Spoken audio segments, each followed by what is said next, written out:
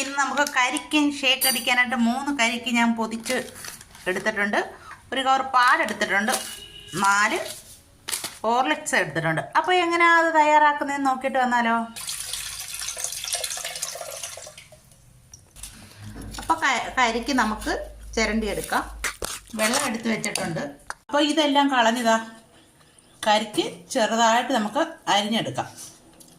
എന്നിട്ട് മിക്സിയുടെ ജാറിലിട്ട് നന്നായിട്ട് അടിച്ചെടുക്കാം. അപ്പോൾ ബാക്കി പാലും കൂടി ഒഴിച്ചു കൊടുത്ത് അടിച്ചെടുക്കാം.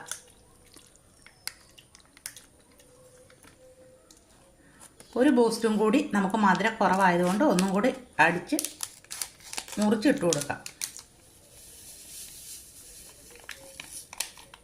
അപ്പോൾ നമ്മുടെ കരിക്കിൻ ഷേക്ക് റെഡി ആയിട്ടുണ്ട്. ഇനി അപ്പോൾ കരിക്കിൻ ഷേക്ക് ഇവിടെ റെഡി ആയിട്ടുണ്ട്. ഇതാ നോക്കിക്കേ, അടിപൊളിയായിട്ടുണ്ട്.